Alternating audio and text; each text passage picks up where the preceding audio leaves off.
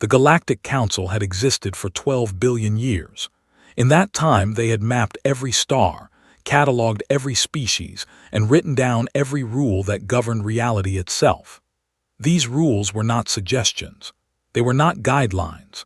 They were the absolute laws of existence, proven true across countless galaxies and verified by species so old they had watched stars being born. Ambassador Zixtoth floated in the center of the great chamber, his crystalline body catching the light of 1,000 holographic displays. Around him sat the representatives of the elder races, beings of pure energy, creatures of living metal, and entities that existed in 11 dimensions at once. They had gathered for an emergency session, and the topic was the same as it had been for the past 50 standard cycles. Humans.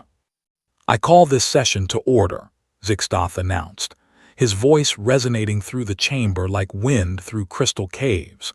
We are here to discuss the ongoing situation regarding species 7291, commonly known as humans. A murmur rippled through the assembly. The Vorthan delegate, a being made entirely of controlled nuclear fire, flickered with agitation. They have done it again, he said, his flames turning blue with frustration. We must discuss what they have done. Please clarify, Zixtoth said, though he already knew. They all knew.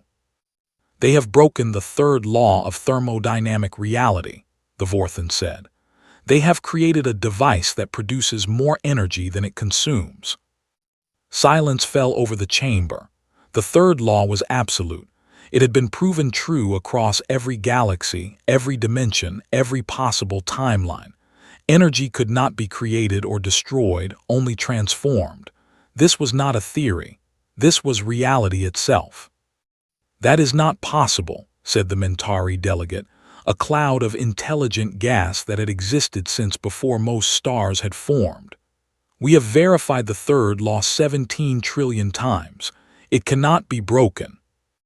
And yet, the Vorthan continued, the humans have built 3 of these devices. They are currently powering a small colony on one of their outer planets. The devices have been running for 6 months without any input, producing clean energy that should not exist. Zixtoth accessed the data stream, his crystalline mind processing the information in nanoseconds. The evidence was undeniable. The humans had done the impossible. Again. This is the 47th violation, Zixtoth said quietly.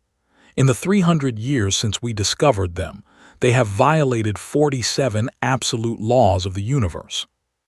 48, corrected the Silthine observer, a being that existed partially outside of time. They just figured out how to transmit information faster than light. I saw it happen yesterday and also in 3 weeks. The chamber erupted into chaos. Faster-than-light communication was forbidden by the very structure of spacetime. The equations were clear. The proof was absolute. And yet, somehow, impossibly, the humans had done it. Order, order, Zixtoth called, his crystalline form pulsing with light. We must maintain composure. We are the Galactic Council. We have faced challenges before. Not like this, the Mentari delegate said, her gaseous form swirling with anxiety. We have never faced a species that treats the laws of physics as optional. The crystalline collective, a hive mind of silicon-based life forms, spoke in unison. We have analyzed the human approach to problem-solving. Their methodology is highly irregular. When confronted with an impossibility, they do not accept it as a limit. They treat it as a challenge. A challenge, the Vorthan asked, his flames flickering with confusion. Yes, they have a phrase for it. They say, challenge accepted. Then they proceed to attempt the impossible anyway, and disturbingly often they succeed. Dr. Sarah Chen sat in her small office on Mars Colony 7, completely unaware that her latest experiment had caused a panic among the oldest beings in the universe. She was too busy looking at the numbers on her screen, trying to figure out why her communication device was working, when every calculation said it should not. This doesn't make sense, she muttered, running the equations for the 100th time. The math was clear. Information could not travel faster than light. Einstein had proven it. A century of physics had confirmed it. And yet her device was transmitting data to Earth instantaneously with zero lag time. Her assistant, James Rodriguez, looked up from his own terminal. Does it need to make sense if it works? Sarah frowned. Of course it needs to make sense. Science is about understanding how things work, not just making them work. If we don't understand why this works, we can't improve it, replicate it, or trust it. I don't know, James said with a shrug. My grandmother used to say that if something works, don't question it too much. Just be grateful and move on. Your grandmother wasn't a physicist. No, but she did fix our broken refrigerator with a rubber band and some duct tape, and it worked for 20 more years. Sometimes things just work, Dr. Chen. Maybe the universe isn't as strict as we thought. Sarah shook her head, but she could not argue with the results. The communication device was sending signals across impossible distances in no time at all. She had checked for errors, for tricks, for anything that might explain it. She had consulted with physicists on 3 planets. They all agreed it was impossible. They also all agreed that it was working. The universe has rules, Sarah said, more to herself than to James. There has to be an explanation. Maybe there is, James replied. Maybe we just haven't found it yet. Or maybe the rules are more like guidelines than actual rules. Sarah looked at him sharply. That's not how physics works. Are you sure? Because right now, physics says that things shouldn't work and it's working anyway. Either physics is wrong or our understanding of physics is wrong. Either way, something's gotta give. 3 light-years away, on the human colony of New Brisbane, a young girl named Maria was talking to her mother in real time. There was no delay, no lag, no waiting for signals to travel across the void. Her mother's voice was as clear as if she were in the next room. "Did you eat your vegetables?" her mother asked. "Yes, Mom," Maria said, rolling her eyes the way children had rolled their eyes since the dawn of humanity. "Don't roll your eyes at me, young lady. I can hear you rolling your eyes." "How can you hear me rolling my eyes?" "I'm your mother, I know everything." Neither of them knew that what they were doing was impossible. Neither of them cared. They were simply talking, the way families had always talked, regardless of what the universe said was allowed. The impossible had become ordinary, just another part of daily life. Maria's father, Chen Wei, was an engineer at the colony's power plant. He had helped install one of the new energy generators, the ones that produced more power than they consumed. He did not know how they worked. Neither did anyone else, really.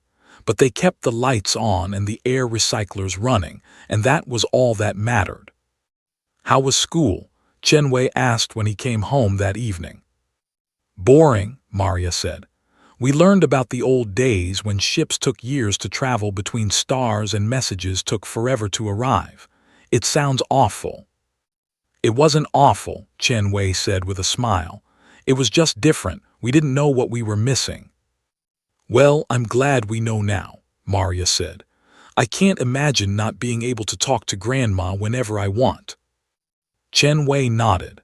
He could not imagine it either, even though he had lived through those times. The impossible had a way of becoming normal very quickly. Once you saw that something could be done, you forgot that everyone used to think it couldn't. Back at the Galactic Council, the debate had been raging for hours. The elder races were deeply troubled. They had spent billions of years understanding the universe, learning its rules, accepting its limits. And now a species that had only existed for a cosmic eyeblink was treating those rules like suggestions. "We must consider the possibility," the Mentari delegate said slowly, "that we have made an error." "Impossible," the Vorthan snapped. "We do not make errors. Our calculations are perfect. Our observations are flawless. We have had 12 billion years to verify our conclusions." "Then how do you explain the humans?" No one had an answer. The crystalline collective offered a theory. Perhaps the laws of the universe are not fixed constants, but variable parameters that can be altered under certain conditions. The humans may have stumbled upon these conditions through their chaotic and undisciplined approach to experimentation. That would imply the universe can be changed, Zixtoth said, that reality itself is mutable. Yes, the collective agreed, a disturbing thought. Disturbing, the Vorthan said, his flames turning white with intensity. It is terrifying. If the laws of physics can be changed, then nothing is certain. Everything we know could be wrong. Zixtoth called for a recess, his crystalline form dimming with exhaustion. As the delegates dispersed, he found himself reviewing the history of human contact, looking for some clue he might have missed. The humans had been discovered 300 years ago, on a small blue planet in an unremarkable solar system.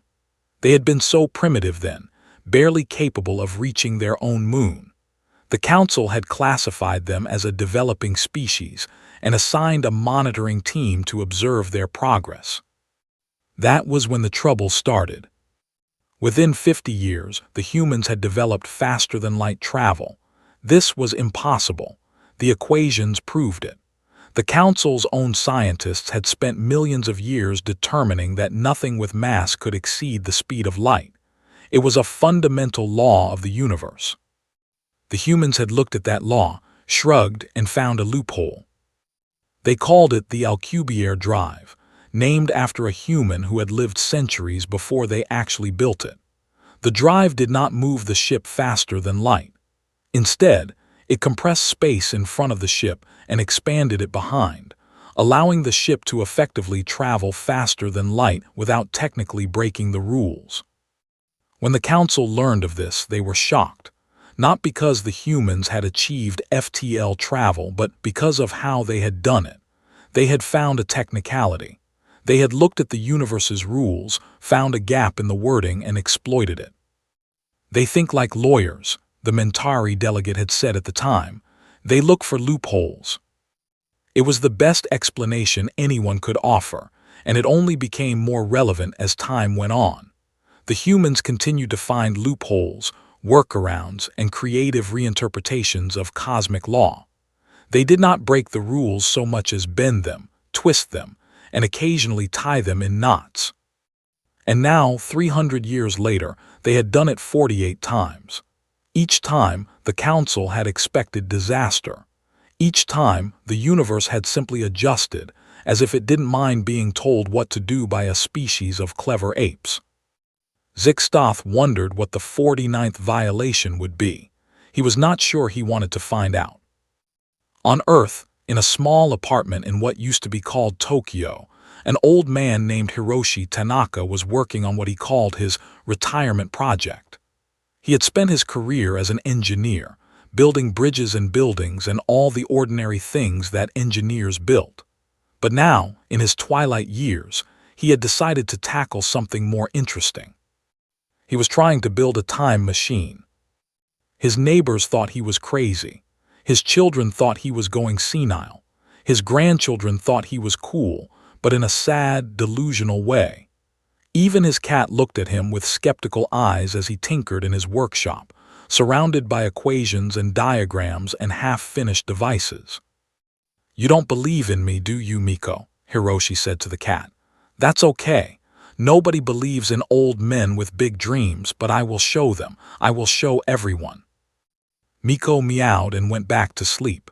She had heard this speech before. She would hear it again. In the meantime, there was a warm spot of sunlight on the floor that required her attention. Hiroshi did not know that time travel was classified as an absolute impossibility by the Galactic Council. He did not know that species far more advanced than humans had tried and failed for billions of years. He did not know that the very fabric of reality was designed to prevent temporal manipulation. All he knew was that he had an idea, and he wanted to see if it would work. The idea had come to him in a dream. In the dream, he was standing on a vast beach, watching waves roll in from an infinite ocean. Each wave was a moment in time, and he realized that you could not stop the waves, but you could swim between them.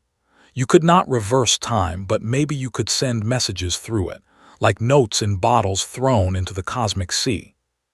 It was a silly idea, unscientific, impractical, but Hiroshi had learned long ago that the silly ideas were often the best ones. The sensible ideas had already been tried. He picked up his soldering iron and got back to work. The device in front of him looked like something a child might build, all mismatched parts and tangled wires. But Hiroshi could see the beauty in it. He could see the potential.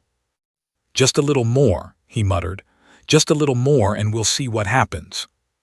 3,000 light-years away, in the observation post assigned to monitor Earth, a young alien analyst named Vex-9 noticed something strange in the quantum readings coming from the Japanese islands. The readings were fluctuating in a pattern that should not exist, a pattern that suggested someone was playing with the fundamental structure of time itself. Vex-9 was young and inexperienced.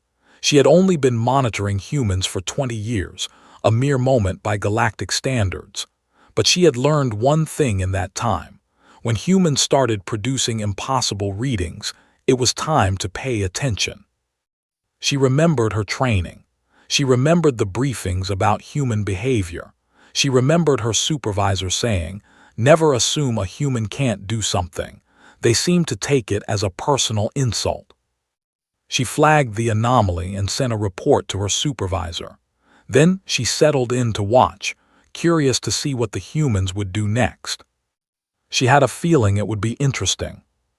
Her supervisor, a grizzled veteran named Korth-7, reviewed the report with growing unease.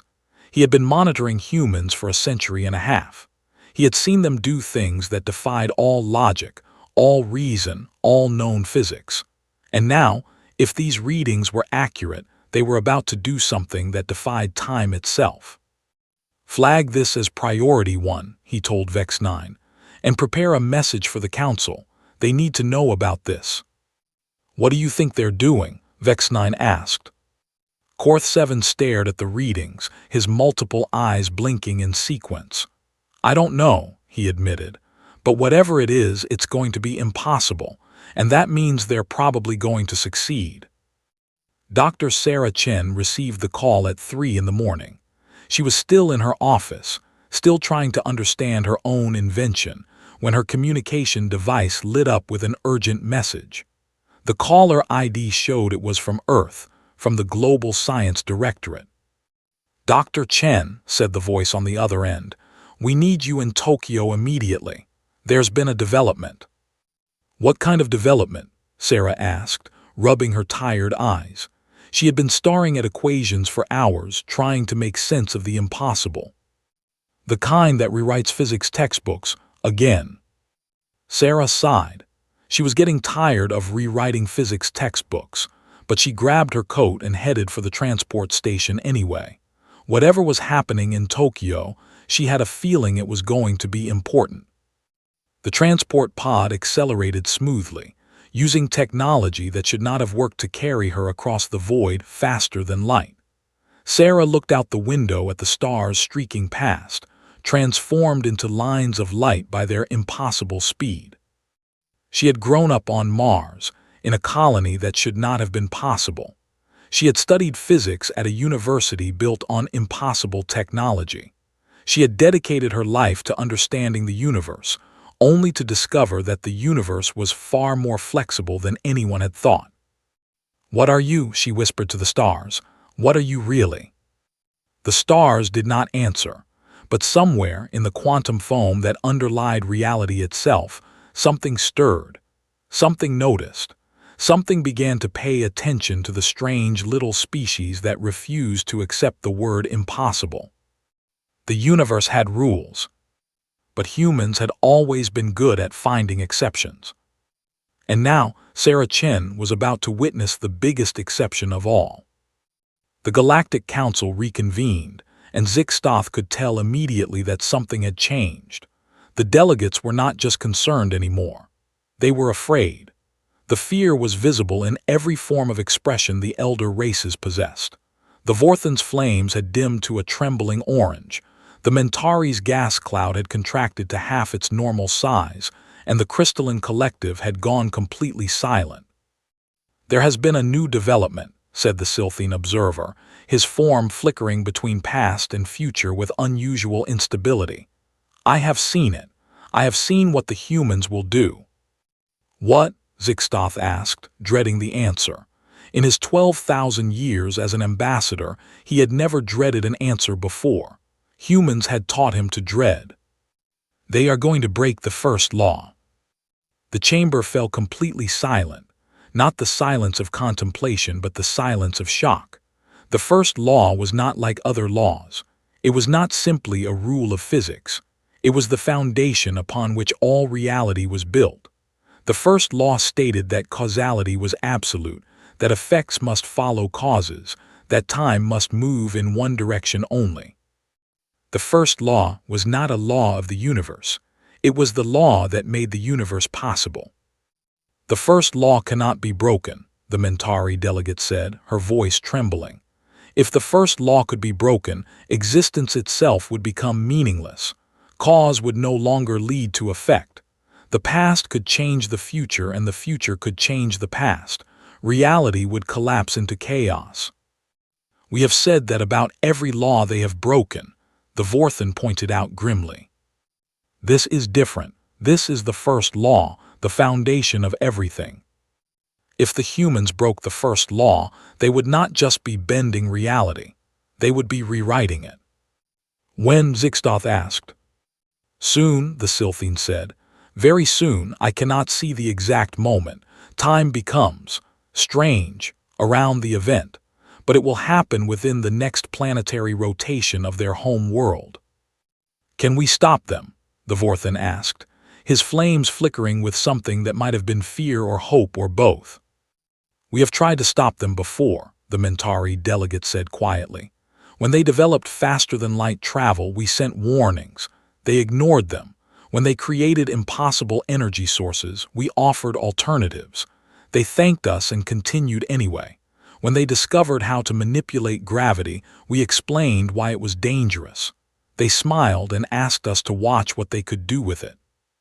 They do not seem to understand that they cannot do what they are doing," the crystalline collective observed. "And so they simply do it. Their ignorance appears to be a form of power."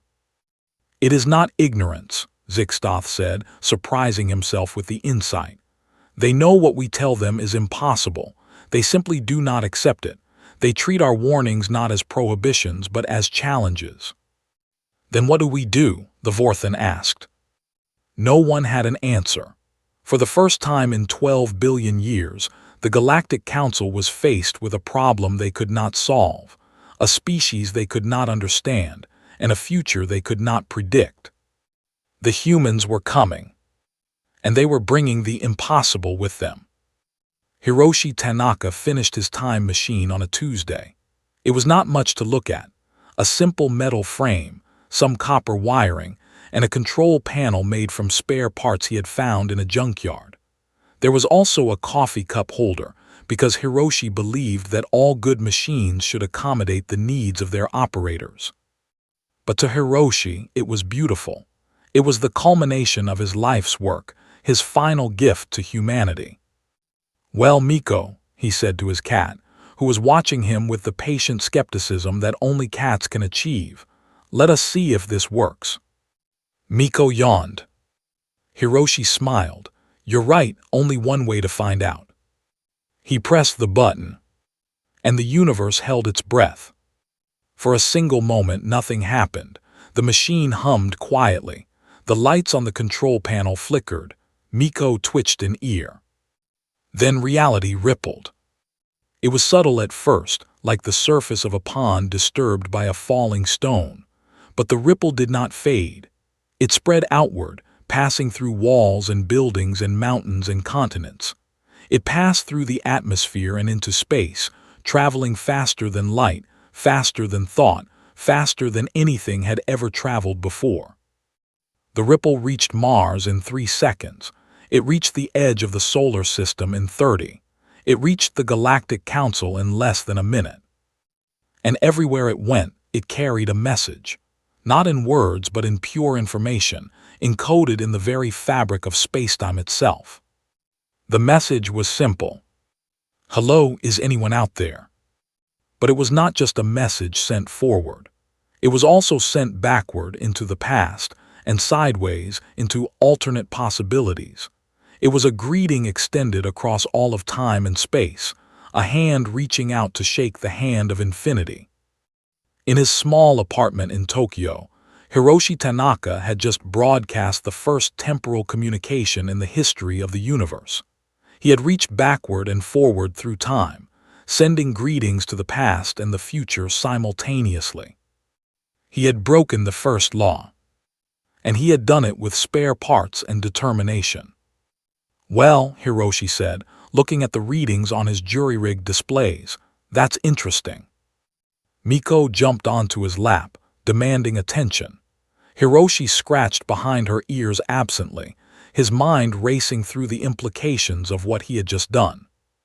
He had expected something, an explosion maybe, a tear in the fabric of reality, at least some dramatic special effects, but the universe looked exactly the same as it had before. The sun was still shining through his window. The sounds of the city still drifted up from the street below. Reality had not collapsed. Instead, it had simply adjusted.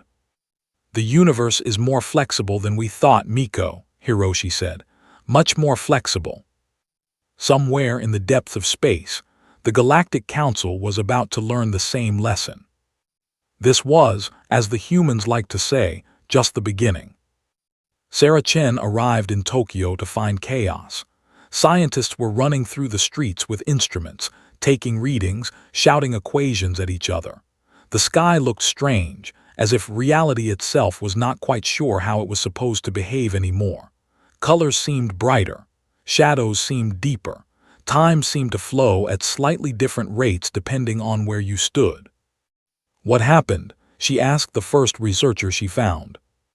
The researcher, a young woman with wild hair and wilder eyes, just pointed at a small apartment building. In there, an old man, he built something. Built what? We don't know, nobody knows, but whatever it is, it's changed everything. Sarah pushed through the crowd and into the building.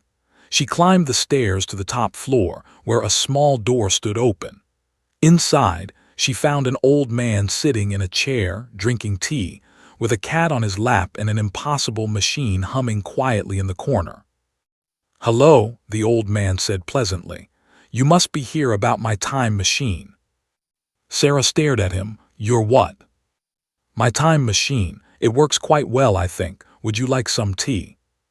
Sarah sat down heavily, her mind struggling to process what she was seeing. The readings on her instruments were impossible. The energy signatures were impossible. The very existence of the device was impossible. And yet it was right there in front of her, humming away as if it were the most normal thing in the world. How? She managed to ask. Hiroshi smiled, the warm smile of a grandfather explaining something simple to a curious grandchild. I am not sure, honestly. I just had an idea and I tried it and it worked. Is that not how science is supposed to go? Science is supposed to follow rules, Sarah said. Science is supposed to be predictable. You can't just have an idea and have it work. There are equations, there are principles, there are laws. Ah, yes, the laws. Hiroshi poured her a cup of tea. I have read about the laws, very impressive, very thorough, but you know laws are written by people, and people can be wrong. The laws of physics weren't written by people, they were discovered. Were they, or were they decided? Who's to say the universe didn't just agree to play along for a while? Sarah wanted to argue. She wanted to explain that science was about understanding, about theory, about prediction and verification. She wanted to tell this crazy old man that he could not have done what he had clearly done, that reality did not work this way. But looking at the impossible machine, hearing its impossible hum, feeling the strange ripple in the air that told her the universe itself was different now, she realized that maybe, just maybe, the old man had a point. Maybe sometimes things just worked. And maybe that was okay. What exactly does it do? She asked, accepting the cup of tea. It sends messages through time, Hiroshi said. Forward and backward. I sent a greeting earlier. I don't know if anyone received it. You sent a message through time, to the past. And the future. I didn't want anyone to feel left out. Sarah took a sip of her tea. It was good tea. It was probably impossible tea, knowing what she now knew about this apartment and its owner, but it was good. Do you understand what you've done? She asked quietly. Do you understand the implications? Not fully, no, Hiroshi admitted. But I have found that understanding often comes after doing. You do something first, and then you figure out what it means. If you wait to understand everything before you act, you never act at all. It was a very human philosophy. It was the philosophy that had driven humans to sail across unknown oceans, to climb impossible mountains, to launch themselves into the void of space on nothing but hope and fuel. It was the philosophy that had broken 48 laws of the universe and was working on number 49. Sarah looked at the machine, at the old man, at the cat that was now grooming itself with complete indifference to the paradigm-shifting events occurring around it. What happens now? She asked. Now, Hiroshi refilled his own cup. Now we see who answers. In the great chamber of the Galactic Council, alarms were sounding. Data streams were flooding in from every corner of monitored space. The impossible had happened, and the universe was still standing. Zixtoth watched the readings with growing amazement. The humans had done it. They had broken the first law. They had reached across time itself, sending a message that should not have been possible to send. And instead of reality collapsing, instead of the universe ending, instead of all the terrible things that the Council had predicted, nothing bad had happened. Reality had simply adjusted. It had made room for the impossible, as if it had been waiting for someone to ask. As if the universe had been holding its breath for 12 billion years, waiting for a species foolish enough or brave enough to try. I do not understand, the Vorthan delegate said, his flames flickering with confusion and what might have been the beginning of wonder. The laws are absolute. They cannot be broken. We have verified this.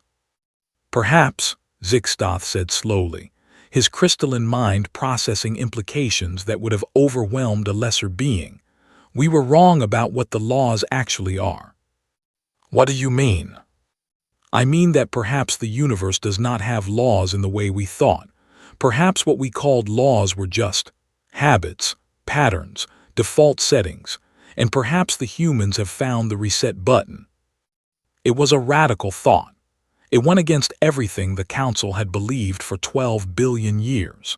It suggested that the elder races, for all their wisdom and experience, had fundamentally misunderstood the nature of reality. But the evidence was right in front of them, undeniable and impossible and very, very real. The Mentari delegate swirled with agitation. If what you say is true, then everything we know is wrong. Our science, our philosophy, our entire understanding of existence. Not wrong, Zixtoth said. Incomplete. We learned the rules of the game and we played by them faithfully, but we never questioned whether the rules could be changed. We never thought to ask. And the humans? The humans asked, and the universe answered. The crystalline collective, who had been silent throughout this exchange, finally spoke. The message the humans sent, we have decoded it. What does it say? It says, hello, is anyone out there? A simple greeting, a friendly wave across the infinite expanse of time and space. The most mundane message imaginable, delivered in the most impossible way imaginable. The humans had not broken the first law to conquer or destroy. They had not broken it to gain power or to threaten others. They had broken it to say hello. It was so very, very human. And Zixtoth, despite everything, found himself amused, perhaps even charmed. I believe, he said, it is time we said hello back. Sarah Chen sat with Hiroshi Tanaka long into the night, listening to him explain his invention. He spoke simply, without jargon, without pretension. He was just an old man who had wanted to build something interesting. "The universe is like water," he said, refilling her teacup for the fourth time. "It takes the shape of whatever container you put it in. For billions of years, everyone has been using the same containers, the same shapes, the same assumptions. But what if you made a new container? What if you asked the water to take a different shape? You think the laws of physics are just assumptions." "I think they are habits," Hiroshi said. "The universe has been doing things a certain way for a very long time, but that does not mean it cannot do things differently. It just needs someone to suggest alternatives. You have to ask nicely, of course. The universe responds well to politeness." Sarah shook her head, but she was smiling. It was crazy. It was unscientific. It made no sense. "But it worked." "How did you figure this out?" she asked. "How did you know the universe would listen?" "I didn't know," Hiroshi admitted. "I hoped. I tried. I failed many times before this. But I never stopped believing that the impossible might be possible if I just approached it from the right angle." And the right angle was, what? Politeness. Persistence, creativity, and yes, a certain amount of politeness. The universe is old, Dr. Chen, very old. Perhaps it is lonely. Perhaps it appreciates company. Perhaps it has been waiting for someone to talk to it instead of just observing it from a distance. It was a strange thought. The universe as a lonely entity, waiting for companionship. But Sarah had learned today that strange thoughts were sometimes true thoughts. "What do you think will happen now?" she asked. Hiroshi looked out the window at the strange sky, at the colors that should not exist, at the reality that was subtly different from what it had been before. "Now," he said, "things get interesting." Outside, the sky was beginning to lighten. A new day was dawning, the first day of a new era. The news was spreading. The world was waking up to a universe that was bigger and stranger and more flexible than anyone had imagined. Sarah did not know what the future would bring, but she had a feeling it was going to be interesting. Very interesting indeed. She looked at the old man, at his tea and his cat and his impossible machine, and she felt something she had not felt in a long time. Hope. The universe had rules. But humans had dreams. And sometimes that was enough to change everything. 3 months after Hiroshi Tanaka built his time machine, the Galactic Council made a decision that shocked the entire galaxy. For the first time in their history, they would reach out to a developing species. They would make contact with humans, not as observers but as equals. It was unprecedented. It was unorthodox. It was, by all their old standards, impossible. But then again, when dealing with humans, impossible seemed to be just another word for Tuesday. Ambassador Zixtoth was chosen to make first contact.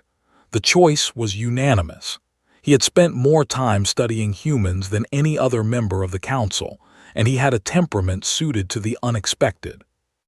He traveled to Earth in a ship that folded space around itself, arriving in less than a heartbeat.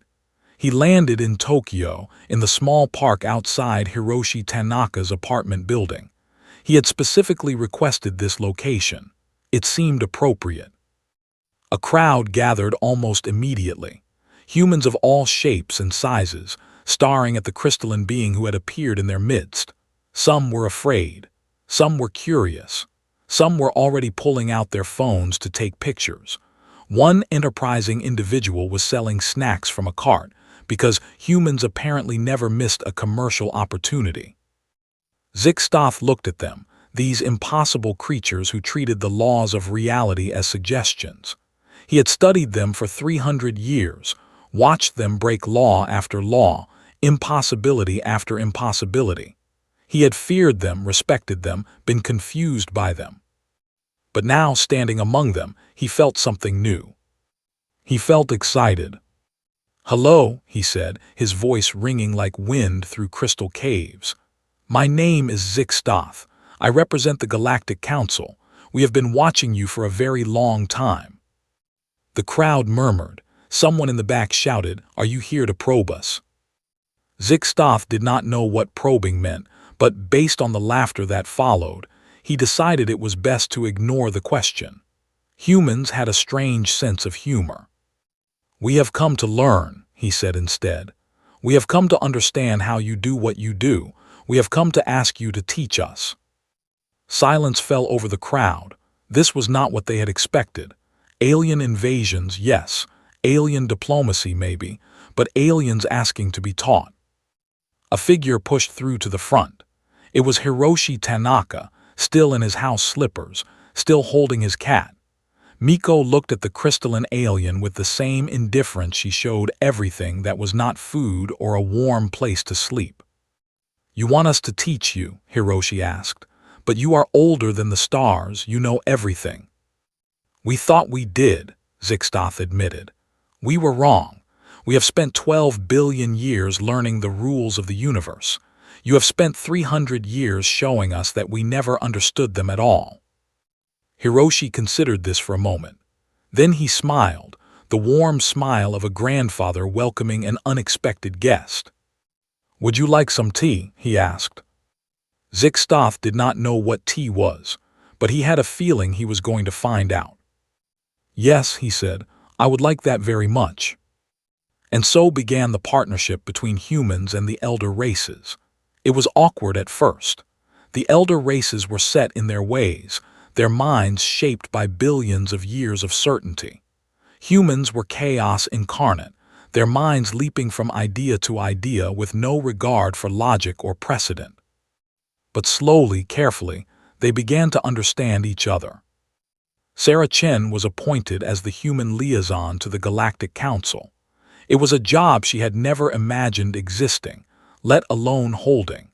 Her days were now filled with explaining human thought processes to beings who had existed since before Earth's sun had formed.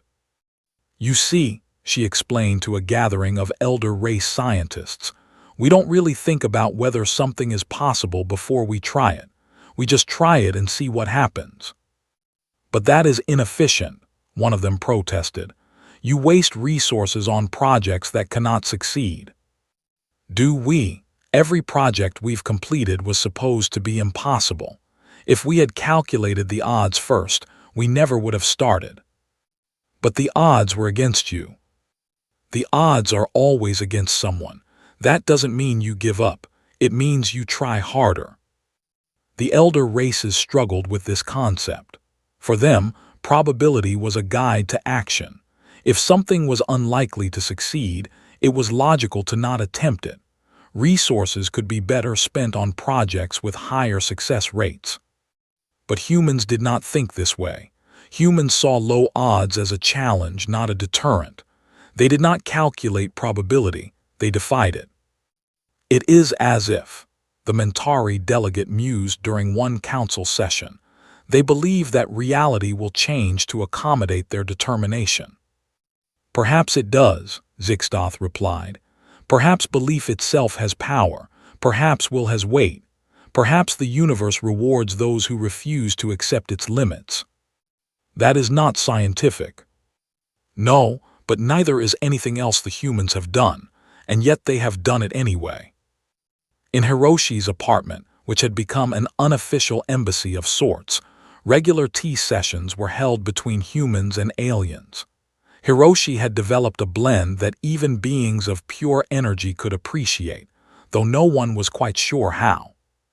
"The secret," Hiroshi said, serving tea to a delegation of Vorthan flame beings, "is patience, and a willingness to experiment."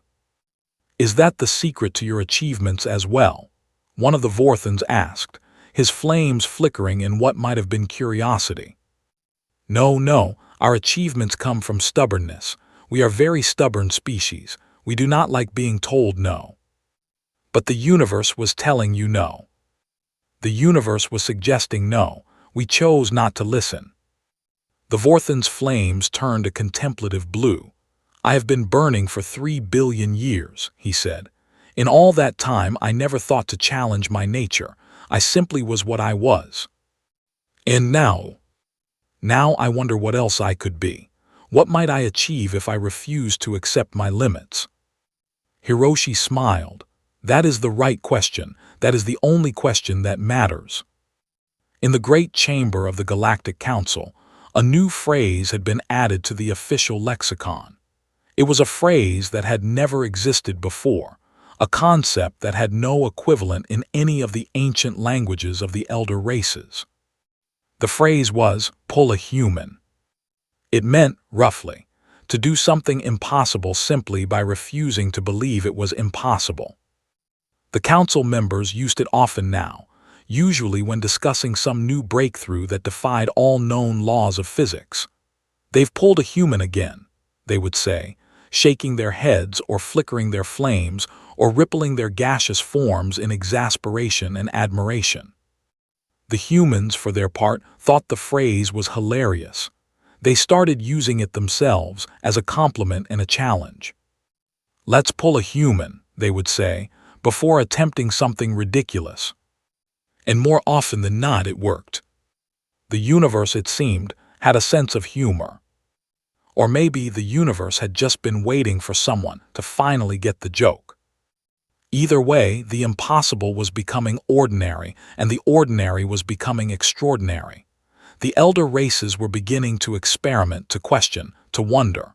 For the first time in billions of years, they were learning new things. And humanity was right there beside them, leading the way into the unknown. 5 years after first contact, Sarah Chen stood on the observation deck of the Unity Station, humanity's first truly galactic outpost. The station orbited a black hole, which should have been impossible. It was powered by a device that extracted energy from nothing, which should have been more impossible. It hosted a library that contained information from every civilization in the galaxy, accessible instantly regardless of distance, which should have been most impossible of all. None of this bothered Sarah anymore. She had learned to stop being surprised. Beside her stood Zixtoth, his crystalline body catching the light of 1,000 stars. In the 5 years since first contact, they had become something like friends, perhaps more than friends. Labels were difficult when one of you was made of crystal and the other was made of carbon. I still do not fully understand your species, Zixtoth admitted, watching a human technician float past, making repairs to equipment that defied physical law. Neither do we, Sarah replied. We're still figuring ourselves out. But you have accomplished so much. In just 5 years, you have transformed the galaxy. It was true. The combination of human creativity and elder race knowledge had produced miracles. Diseases that had plagued civilizations for millions of years were cured. Energy became unlimited. Travel became instantaneous. The impossible became routine. We didn't do it alone, Sarah said. We learned from you too. What could you have possibly learned from us? We were stuck in our ways, trapped by our own assumptions. You taught us patience, perspective, the long view. We were good at charging forward, but we weren't always good at knowing where we were going. Your wisdom helped us find direction. Zixtoth considered this. It was true that the partnership had benefited both sides. The elder races had gained new possibilities. The humans had gained guidance to use those possibilities wisely. Do you know what I think? He said. What? I think the universe knew what it was doing when it made you. I think it was waiting for a species stubborn enough and clever enough to show the rest of us what was possible. I think you were always meant to break the rules. Sarah laughed. That's a nice thought, but I don't know if I believe in destiny. Neither do I, but I believe in patterns. And the pattern I see is this. The universe has rules, but it also has exceptions. And humans are the exception to every rule. Below them, the black hole spun silently, its gravity warping light into beautiful patterns. Around them, beings from 1,000 species went about their business, working together to build a future that none of them could have imagined alone. The universe had rules about impossible. Humans treated them as guidelines. And the universe, despite everything, seemed to be okay with that. Back on Earth, in a small apartment in Tokyo, an old man named Hiroshi Tanaka sat with his cat and watched the stars. His time machine hummed quietly in the corner, no longer an impossible marvel but simply a piece of household equipment, like a television or a toaster. He had received a message earlier that day, sent from the far future. It was from his great-great-granddaughter, a woman who would not be born for another 100 years. She had written to thank him for changing the world, for showing humanity what was possible when you refused to accept limits. "What do you think, Miko?" he said to his cat. "Did we do good?" Miko purred and closed her eyes. She had no opinions on the matter, but she appreciated the warm lap and the gentle hands that scratched behind her ears. Hiroshi smiled and looked up at the sky. It was full of stars, and somewhere among those stars, his fellow humans were doing impossible things. They were traveling faster than light. They were communicating across time. They were building wonders that would have seemed like magic to his ancestors. And it had all started with a simple idea. What if impossible was just another word for not yet? The universe had rules, but humans had imagination and stubbornness and a refusal to accept the word no. And in the end, that had been enough to change everything. Sarah Chen finished her shift on Unity Station and retired to her quarters. On her desk was a photograph of Hiroshi Tanaka, the old man who had started it all. He had passed away 2 years ago, at the age of 94, surrounded by his family and his cat. But his legacy lived on in every impossible thing that humanity achieved. She touched the photograph gently. "Thank you," she whispered. "Thank you for showing us what we could be." Outside her window, the universe stretched to infinity, full of mysteries and wonders and things that should not exist but did anyway. The universe had rules about impossible. Humans treated them as guidelines. And the story was only just beginning. In the years that followed, humanity spread across the galaxy and beyond. They found new challenges, new impossibilities, new rules to break. And they broke them all, one by one, with stubbornness and creativity and an unshakable belief that the word impossible was just a dare. The elder races watched in amazement as their partners in exploration rewrote the laws of physics, one impossible feat at a time. Some of them began to try impossible things themselves, inspired by the human example. A few even succeeded. And the universe, ancient and patient and perhaps a little bit amused, made room for all of it. It bent and stretched and adapted, as if it had been waiting all along for someone to push its limits. Perhaps it had. Perhaps the rules had never been rules at all. Perhaps they had always been guidelines, waiting for someone brave enough to treat them as such. The universe had rules about impossible. Humans treated them as guidelines. And the universe in the end was grateful. Because rules are boring. But possibilities are infinite. And thanks to humanity, the universe finally had a chance to explore them all. This was the end of one story. But it was the beginning of countless more. Because for humans, the end was never really the end. It was just the start of something new. Something impossible. Something wonderful. The universe had rules about impossible. Humans treated them as guidelines. And the universe had never been more interesting.